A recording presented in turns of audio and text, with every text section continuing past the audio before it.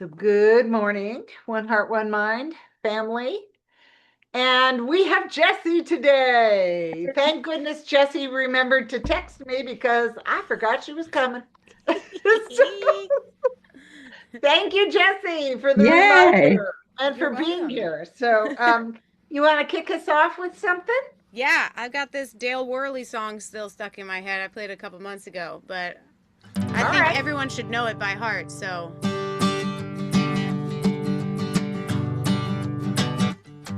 this love that I have, the world didn't give it to me.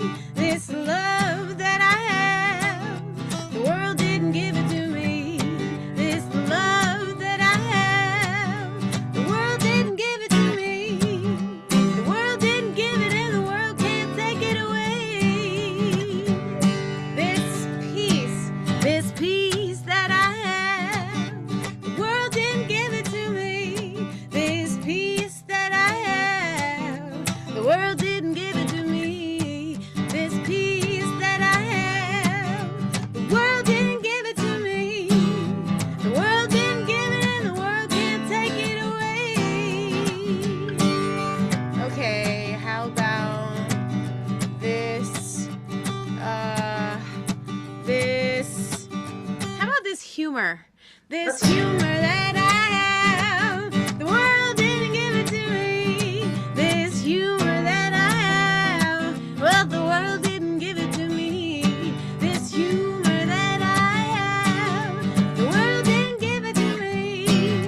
The world didn't give it, and the world can't take it away. Humor's got to be a God quality, I think. Yeah, for sure. How about freedom? Oh, freedom, this freedom that I have, the world didn't give it to me. This freedom that I have, the world didn't give it to me. This freedom that I have, the world didn't give it to me. The world didn't give it, and the world can't take it away. I said the world didn't give it, and the world can't take it away. We're gonna do joy, okay? Joy. This joy that I have, the world didn't give it to me. This joy that I have, the world didn't give it to me. This joy that I have, the world didn't give it to me. The world didn't give it, and the world can't take it away. I like the enthusiasm. I want to do one more and just make it silly. How about this chocolate? This chocolate that I have, the world didn't give it to me. This chocolate that I have, the world didn't give it to me. I made it. Chocolate that I have, the world didn't give it to me. The world didn't give it, and the world can't take it away.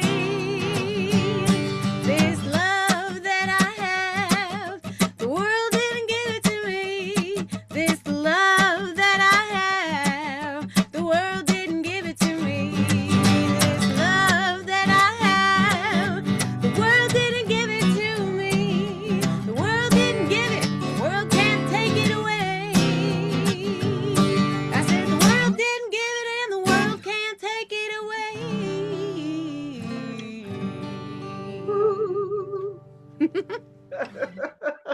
Oh, thank you. That was joyous. That was a great way to begin the service. Yay. And we have our happy traveler back with us this morning. Rob. Good morning, everybody. Good morning, good morning, good morning. Can people hear me? Yep. So glad Say, you're that's good. here. That is good. That is good. Better than the alternative. Hey, today, the topic has to do with the advantages of looking for or trying to create general solutions to our problems as opposed to narrow specific solutions to our problems. And I don't want to say things that I think Michelle is about to say, so I'm going to try to limit my comments to my own experience today. Okay, I've been a science of mind practitioner for about 30 years, and I've noticed that when people are requesting prayer, they tend to think they want a very specific outcome. Now, in practitioner training, we are trained to try to keep our prayer specifications very general. That is, to give the universe lots of latitude in how to manifest our outcome. Okay, why does the universe need freedom to fulfill someone's needs in ways they never saw coming? I believe it is the universe that the universe tries to respect everyone's belief system. See, I believe that in the world, there are two major views concerning manifestation, neither of which match our view of manifestation. View number one, if you need something, first, make sure that you are not a sinner. That means you follow all the rules, thou shalt this and thou shalt not that. Okay, now that you are worthy, be lucky enough to beseech God with your request on a day when God is in a really, really, really good mood. Otherwise, you're just going to piss him off. And in this view, God is definitely a him. That's view number one. View number two is that any correspondence between your request and subsequent developments in your life is strictly coincidental. So praying is a waste of time, which explains why people don't pray. I see these two as the views of the majority of humanity. Now, the new thought view is that prayer, and for that matter, all thought, has the inherent ability to create in and of itself without the intervention of some deity. Thought creates, period. So, say you pray for money. Is it possible for there to be a blinding flash and then $100 bills rain down upon you? Absolutely. That is possible. I call that a Jesus level manifestation. That means it's a very flashy manifestation. But the universe doesn't like to do this because it messes with other people's belief systems. So the universe always tries to maintain what I call plausible deniability. It tries to fulfill your prayer specifications in a way that looks like the manifestation was going to happen anyway, whether you prayed or not. And here's the kicker. You can improve your prayer batting average by keeping your prayers general. Think of the least specific outcome that will satisfy you and pray for that. So back to my experiences with practitioner clients. As I said, the tendency is to make requests that are way too specific. This even tends to happen when my practitioner client is a practitioner themselves. They may say, I want so-and-so to apologize to me. Or they may say, I want so-and-so to pay me the $200 they owe me. And of course, there are limits to the amount of coaching I can give them. But when I get a prayer request that I deem to be far too narrow, I simply ask, is it okay if I tack onto the prayer this or something better? That makes the prayer wide open. And I have never been told, no, don't add that. And on that note, let us pray. As we sink back into our chairs, into the universe that is what is us. And right now, I am knowing and feeling the goodness that is all around each and every one of us. And I am knowing for each and every one of us that we all feel that goodness right now. And I know right now that God is on our side and we can feel that too. The universe wants us to have a fun life. And that is such a wonderful blessing. And it is helping us in every way possible. And we are feeling that assistance. We are feeling that nudging as it pushes us in the direction of a better and better time here in the universe. And so I do say thank you, God, for this. And thank you for our get together today. Thank you for everyone that's here. I'm glad I'm back It was fun, but I'm glad I'm back with you guys. I'm glad each and every one of you is here. I am feeling the benefit of having each and every one of us present today. I am knowing that we are supporting Michelle in giving us the greatest lesson that will enhance our experience here on Earth. Thank you, God, that this is so. This is a wonderful place to be. I release my word, and together we say, and so it is. And now, with a little bit of luck, we're going to do August's affirmation, I think.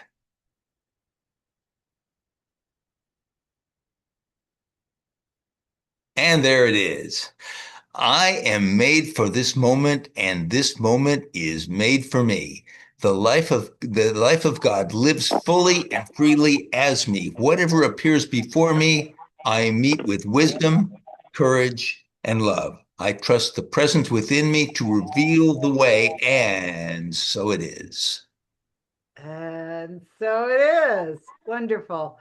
I just heard somebody's. Make sure if you're not online, not speaking, you're muted, please. And oh, it's Betty. That's who it is. Okay, I'll mute Betty.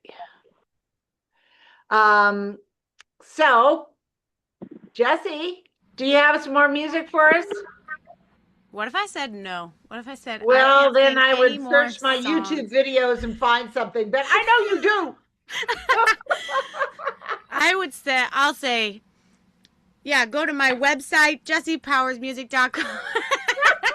You pop up for me every now and then. Really? On YouTube? Yeah. Yeah, Oh, on that's on my fun. YouTube feed. Yeah. Oh, I'm I like, love oh that. my gosh, it's Jesse. That's cool.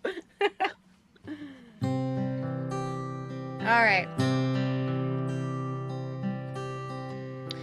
There's a section in here where you will repeat after me, so I'll let you know what that is.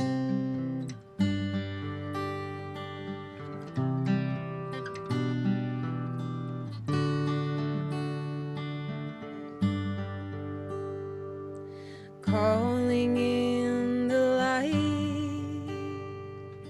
calling in the light, calling in the light of love, calling in the light, calling in the light, calling in the light of love. Here's the repeat. I am love. I am peace. I am peace in my heart. I am free. I am spirit. I am soul.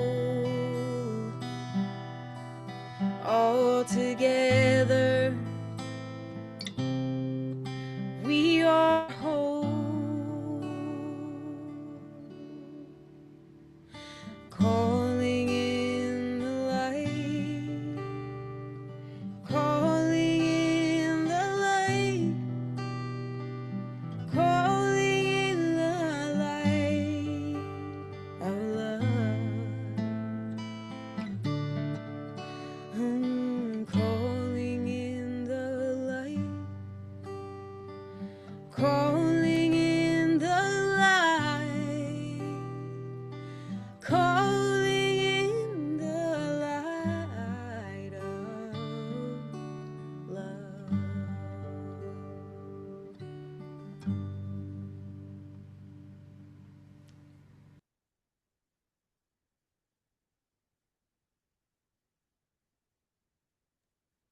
Well, that was beautiful.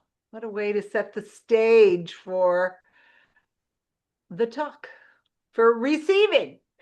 So I always want to say good morning again to my amazingly beautiful people of 1 Heart, 1 Mind Center for Spiritual Living.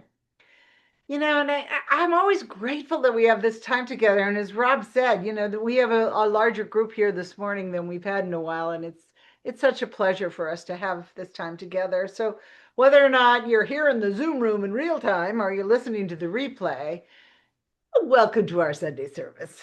And today's message is more than one way forward, which Rob alluded to a little bit. There's always more than one way forward. It's just a reminder that in the infinite mind of God, there are infinite ways that we can experience life. And when I think about the infinite possibilities of life, I don't just think about the possibilities for what we can accomplish or create, no matter how wonderful they are, and they are. There's just so many different ways that we can experience and create our life. And isn't that a wonder? But I also think about the sheer mystery of life itself. The fact that we're here at all, that we're conscious, that we are able to experience the beauty and the wows of life, that we can look out at this vast universe and say, this is incredible. And when we're open to it, something happens that takes us completely outside of our ordinary way of seeing things. Something that gives us a glimpse into the absolute wonder of life. I was reading a book by Anne Lamott, author Anne Lamott. She wrote a book called it's the Three Kinds of Prayer: help, thanks, wow. And she puts wow in two categories. She calls them the lowercase wows and the uppercase wows. And the lowercase wows are those everyday moments, like that first sip of coffee or tea in the morning, or that one lone fluffy cloud in the sky on an otherwise clear day, or a stranger's smile, or hummingbird's wings, or just some small kindness that's offered to you unexpectedly. And then there's the big wows, when we glimpse that big, vast, and grand connection to life, the Milky Way on a clear night, or the Grand Canyon. Oh my gosh, stand on the edge of the rim of the Grand Canyon. It is gorgeous. It's mind-boggling. Or the immensity of the ocean. Or I love this one, the last glimpse of that light as the sun kind of sinks into the horizon, usually into the big pool of water, the ocean. But the lowercase or uppercase, these moments invite us to participate with the incredible wonder of life and to feel our connection with all of it. It really, truly takes my breath away. Because our founder, Ernest Holmes, said, as we all know, there is a power for good in the universe greater than we are, and we can use it. Or I'm lately very fond of saying, I trust the goodness of life enough to let it surprise me. And I really don't care how the wow moments come to us, lowercase or uppercase. They're absolutely joyous. They're those moments when we feel so connected. And one of those moments happened to astronaut Edgar Mitchell. You may have heard his story. Edgar Mitchell was on his way home from the moon on February 6th in 1971. And Mitchell, he was coming after actually walking on the moon during the Apollo 14 moon mission. And on his journey home, he looked out the spacecraft window, I imagine it being kind of small, and saw Earth and the vastness of space around it. And he later experienced what he called an ecstasy of unity, a profound sense that everything was interconnected and that he was experiencing the universe not as an observer standing apart from it, but as part of a living whole. He described it as an experience as a satori moment, which is a Zen Buddhist term for that moment of enlightenment or deep insight. He later wrote that I suddenly experienced the universe as an interconnected whole. I would say that this was definitely an uppercase wow moment. So Mitchell traveled all the way to the moon to see something extraordinary, to do something extraordinary. And what took his breath away was the Earth, that blue planet suspended in a unimaginable vastness. Can you imagine being Mitchell? Here you are, you've just come from walking on the moon. You've accomplished something extraordinary, and you're on your way home, and you look out the window, and there it is, the Earth. No boundaries, no countries, no separate lives, just this kind of luminous blue sphere floating in an ocean of darkness. It makes the boundaries that we perceive between me and you and everything else, it makes them seem unimportant. They disappear. Mitchell later called his experience an all-encompassing unity. These wow moments, whether they're lowercase or uppercase, they interrupt our ordinary stories. They're these moments where we stop seeing ourselves as being these little separate lives trying to figure everything out, and remember and feel, oh my God, look at what I'm a part of. We live in a universe that's kind of stranger than our common sense can imagine. And while Mitchell's uppercase moment was in the vastness of space, there's also some uppercase wows on a very, very small, on the very smallest scale of reality. We don't have to travel to the moon to encounter divine mystery and wonder. We can find it in something unimaginably small. So take an electron. Remember those little tiny parts of an atom that we learned about in school? And we tend to imagine an electron as like this tiny little ball, something like a miniature planet orbiting around the nucleus of an atom. That really isn't how quantum physics describes an electron at all.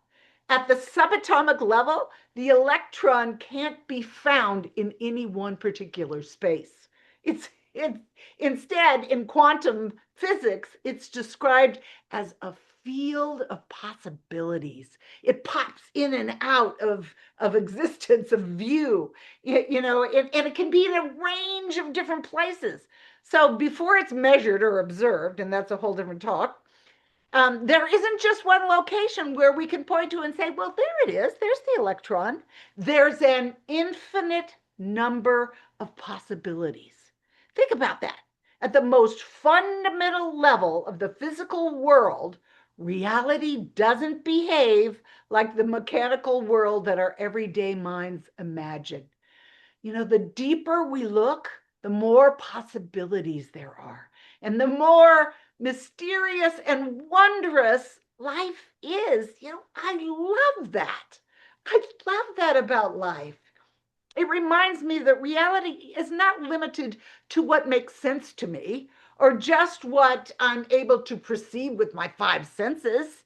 That's not the whole of reality.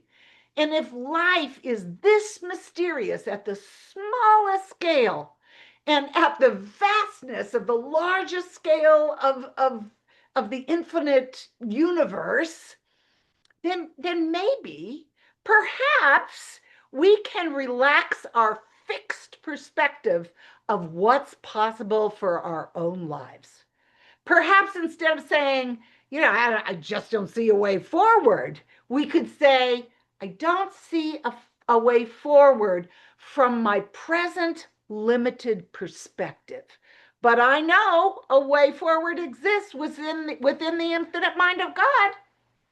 Because, as I always say, and I love to say, we don't know what we don't know. And there's always a way forward in the mind of God or the quantum field or however you want to language or imagine that place of source where everything is born.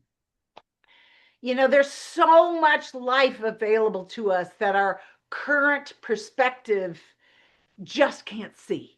And rather than try to explain the mystery away, maybe we can open ourselves to the infinite goodness that is so freely given to us and fall in love with that life. Ernest Holmes said, let your mind dwell on the wonder that is life.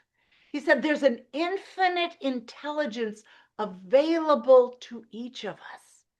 And Jesus, the great master teacher Jesus, said, with God, all things are possible. And again, as I'm going to declare to you right now, I trust the goodness of life enough to let it surprise me, to bring me those uppercase or even lowercase wows. We're not spectators standing outside the mystery. We're expressions of it. The same consciousness that continues to create that vast, ever expanding universe, from faraway galaxies to tiny subatomic particles, that same consciousness is within a seed that grows into a tree, it moves through us. And it asks us, what do you want to create now? That's extraordinary. And that to me is a great big wow. Because I don't want to live as though I'm merely surviving whatever happens to appear in front of me. I want to live in the awe and the wonder of knowing that I'm participating in something incredibly, infinitely creative. You know, you know, we have imagination, we have choice, we have the capacity to love. We can envision something that doesn't even exist yet, and then participate in bringing it into form, into our experience. What an astonishing gift that is! What a freedom, and what a responsibility, and what a joy. And here's the thing, we don't have to know all the ways forward. We don't have to know the whole picture. We don't even have to know what life is going to look like tomorrow. We can trust the goodness of life. We can stay open, we can listen, we can love, and we can participate in whatever wants to emerge through us. How do we want to feel? Every morning, and this is my practice, I pull up the feeling of freedom and abundance and vitality, love and joy, with the spaciousness of calm and peace. This is what I want to create my day from. This is what I want to create my life from. When Edgar Mitchell came back from the moon, after seeing that, beautiful, fragile, wonderful Earth from a completely different perspective, after his profound experience of unity and interconnectedness, his life was never the same. Mitchell didn't simply have the experience and then go back to business as usual. It changed the trajectory of his life. He eventually left NASA and he left the Navy and he founded the Institute of Noetic Sciences. And that grew out of this new conviction, this changed heart that the human mind is the most powerful instrument in the universe. Now that is a big wow. He spent the rest of his life exploring the mystery of consciousness and interconnectedness and our relationship to the universe. That this really speaks to me, because sometimes a wow moment isn't just something that makes us feel good. A wow moment changes what we fundamentally believe is possible. Perspective is everything. I was thinking about this. Have you ever been at the bottom of a mountain, either literally or figuratively, and you look up and you think, I don't know if I can ever climb this.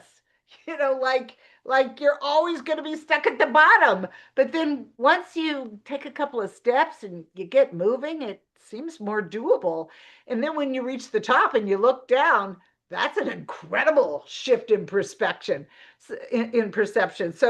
So the question isn't, can I imagine the question is, this is the big question. Can I imagine the view from the top while I'm still looking up from the bottom? Can I remember my future before it happens? And when we don't even have to go anywhere to do this, this beautiful, majestic view of life can be reached right here, right now, in our mind. The splendor and the possibilities of life can be experienced right here within our own hearts. It's always available to us. All we need to do is use our divine imagination, to shift our perspective, to see from the top of the mountain, to shift the way that we speak and the way we look at things. And nothing actually has to change out there first. It's an internal shift. Ernest Holmes wrote in The Science of Mind, for those who have dwelt in limited thought, I love this, for those who have dwelt in limited thought, a very good practice is to dwell upon the magnitude of the universe. Think about how many stars there are in the sky, and how many fish there are in the sea, and how many grains of sand on every beach on the planet. Think of how big the ocean is, the immensity of space and the grandeur of everything. We can have big uppercase wow moments anytime. But there is one caveat. We have to include ourselves in the immensity of our wow moments. They don't happen apart from us. Just like Mitchell was deeply connected to his big wow moment, we can use our wow moments to shift our perspective. More of us, all of us, are included in Spirit's tapestry of life. Everyone, no one's excluded. We're all forever woven together in the loving wholeness of God's life. And I trust in the goodness of life, and it always surprises me. It always surprises me. And we have so many great examples of individuals who lived from the experience of their wow moments. I'm going to botch his name, but Pierre Teilhard de Chardin, who was a French Jesuit priest. Most people consider him a modern day mystic. He actually met his transition in 1955, which ironically was the year I was born. And like most people who have kind of a less than typical perspective on life, he inspired a lot of controversy, especially within the Catholic Church. Some people called him a modern day saint, or a new Galileo, or a great scientist, a servant of God. And others called him a Trojan horse of Catholicism. And the Vatican actually banned his books in 1957. That alone should make us want to read them. But Chardin, like any good mystic or perceiver of wow moments, he glimpsed the true nature of you, of me. And he wrote that, you know what? I'm going to read it off of here because I thought I remembered it, but I don't think I do. He said, you are the responsible trustee of a portion of universal energy that must be extended. Oh my gosh. You are the responsible trustee of a portion of universal energy that must be extended. Your beingness is the intricate result of spirit knowing itself. You are a phenomena of the first order in the universe, a front along which the cosmos advances. You are the front along which the cosmos advances, all of us. These are pretty amazing claims and pretty big wows. And I have to stop and ask myself, do I actually hold myself in such high regard? Do I know that I'm a responsible trustee of universal energy and that the energy must be expressed? It's easy to say that God is awesome and awe-inspiring and that God is majestic and God is loving and creative. But do we always include ourselves with this same high regard? Do we recognize our spiritual nobility? That's the way we move forward. That's how we allow creation to advance through us in our own unique way. Your way is not going to be my way. That's how we create lives of happiness and joy and peace and plenty. Or to put it as Chardin put it, we must not allow the respect, the zest, the passion for life within us to be wasted. We're part of the whole. We're part of it all. And this sentiment, this inclusion of life, is echoed in the sacred customs of Native American cultures. They comprehend the incredible wonder of life and they feel it. They understand that when we honor each other, we connect to the whole. And it's in our connection to all of creation, we feel the wonder and the joy of life. The Native American traditions believe that we should be anchored and caressed by Mother Earth and that we should be open to Father Sky. I love that sense of inclusion. And it's this attitude that makes the ordinary experiences of life, the lowercase wows and the uppercase wows, nothing mundane, nothing commonplace. Spirit is woven into every experience when we look for it. There's always more than one way to see life, to express life, and to move forward. We really are unique, special beings. It's only our perception of separation that has to be shifted. And as we know, we can be transformed by the renewing of our mind, as Jesus told us. Life is brand new every moment. It restores itself with every beat of our heart. Life is kind of a grand adventure, and we're all indispensable parts of its majesty. So, I've been going on and on. But this week, I invite us all to try a very simple practice of noticing our wows, the lowercase and the uppercase wows. Nothing complicated, just practice noticing, because it's our awareness that calls us to a deeper experience of the divine presence within everything. Maybe, and it's simple stuff. Maybe it's the way the light plays on the wall, or the way a cool cotton sheet feels as you pull it up on a warm night. Or the juice, this happened to me the other day, the juice of a fresh peach running down my chin, or the sound of a familiar voice, or really simply the astonishing fact that we're here at all, breathing, conscious, alive. We don't have to know the whole path in front of us. We're not separate from life. And that life is unfolding right in front of us. We're expressions of its infinite love. And this magnificent, creative, loving presence is forever revealing more of itself through us. So let's look for the wows and remember that the wows aren't happening somewhere outside of us. We're part of the wow. We're not spectators in their magnificent unfolding. We're an irreplaceable part of them. Life expresses through us. And we're here to live it and to love it and to participate in it and to create with it. There is more than one way forward. There is more possibility than we could possibly see. There is more goodness than we could imagine. And I trust the goodness of life enough to let it surprise me every moment. Wow. Wow. Look for the wows.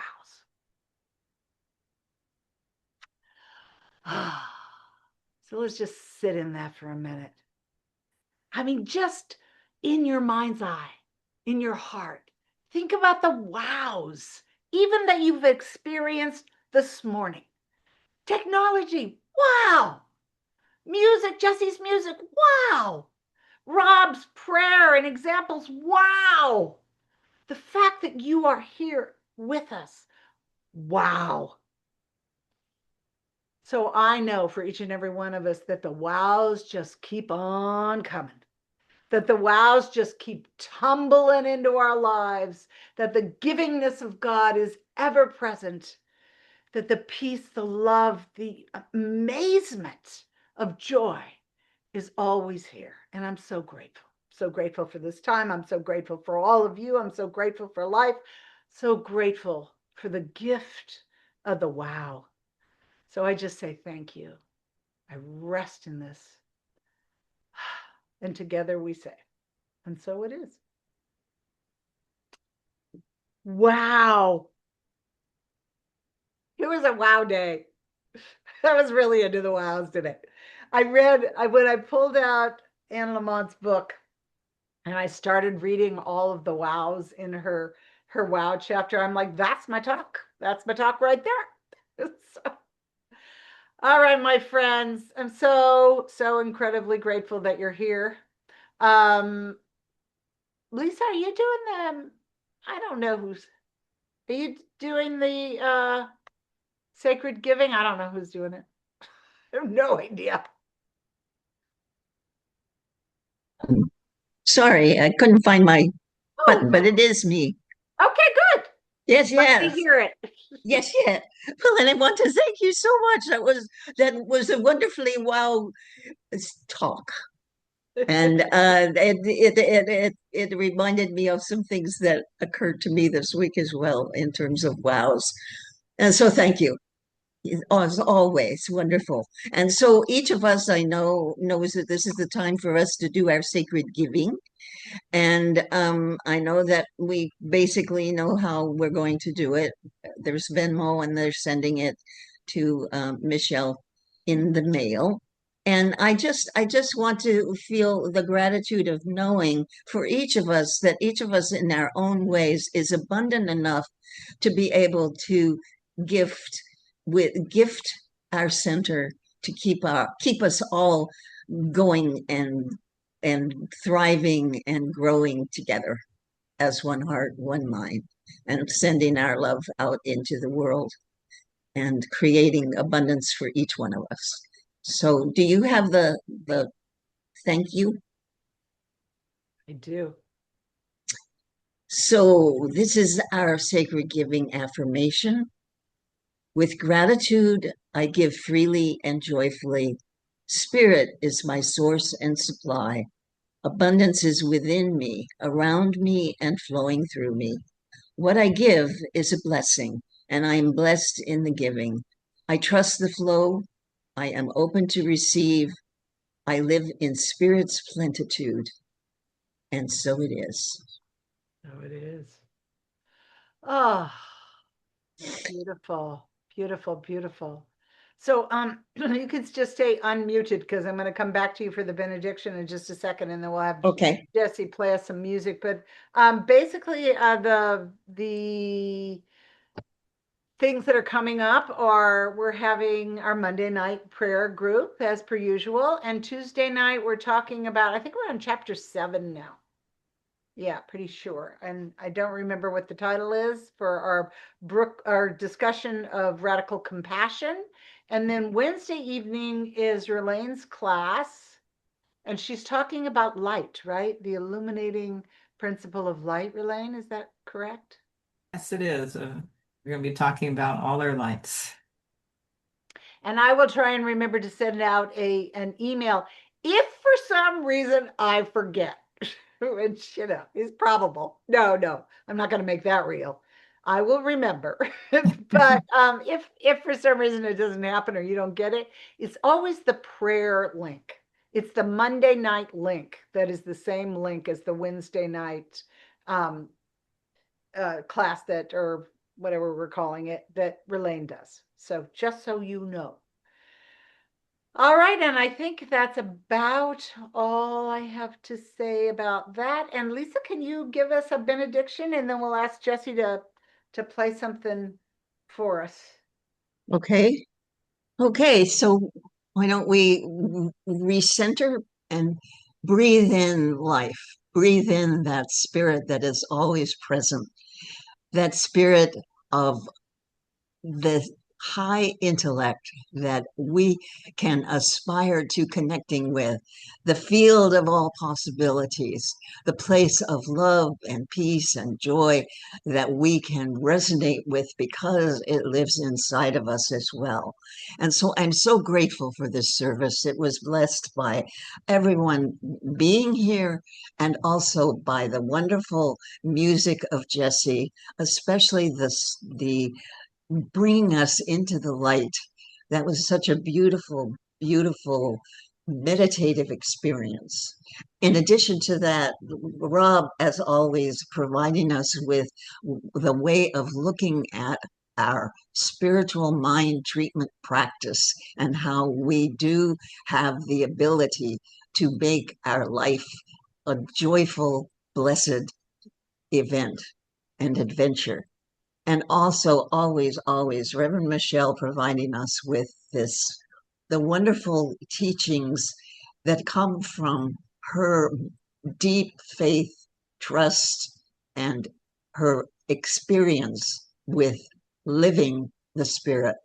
And I'm so grateful for her ability to bring that into form for us in order that every week we are able to be blessed by a new way of looking and reminding us that our perspective is everything in relation to how we experience the thoughts that come through us from everywhere, from outside and inside. And I'm so grateful for the expression of looking at wow moments. And so I know that we are blessed with the assignment of paying attention to the wow moments in our life as we go forward this week. And so I am once again so thankful for each and every person here, for one heart, one mind, as a unified field of light. And I release my word into the law, and we release it together by saying, and so it is. So it is. Oh, thank you, Lisa. That was beautiful. Beautiful. Oh, Jessie. This is my breathing song.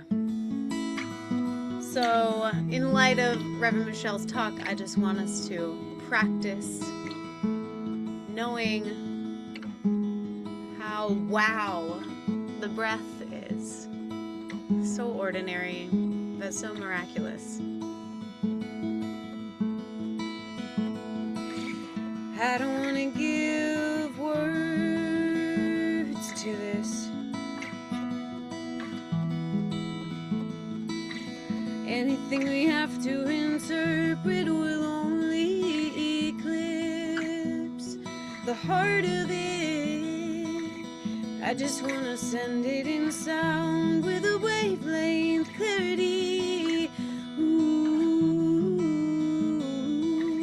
nothing I could ever say will resonate the same way that this love does in me.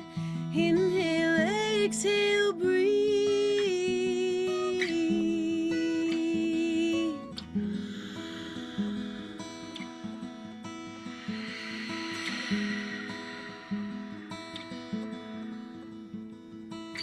Somewhere in the beat of your heart, there I am. And somewhere underneath all the war-torn believing, there you have always been. It's something like a melody, it's something like a song, and it sings itself and it's never wrong. Oh, everywhere it plays for me, it's always on repeat. It's the love song of everything. Inhale, exhale, breathe.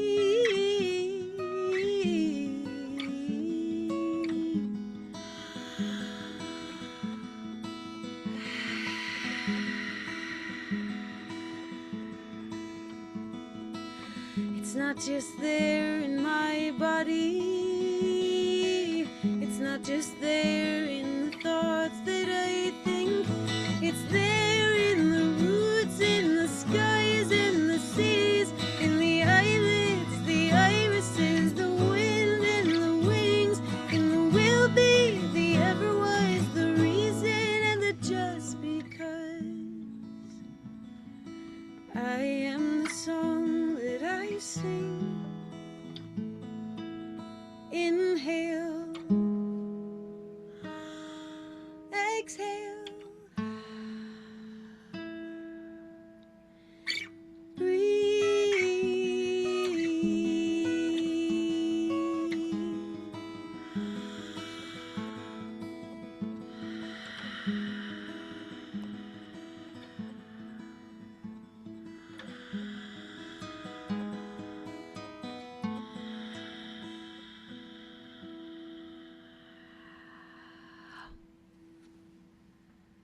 Ah, that was beautiful.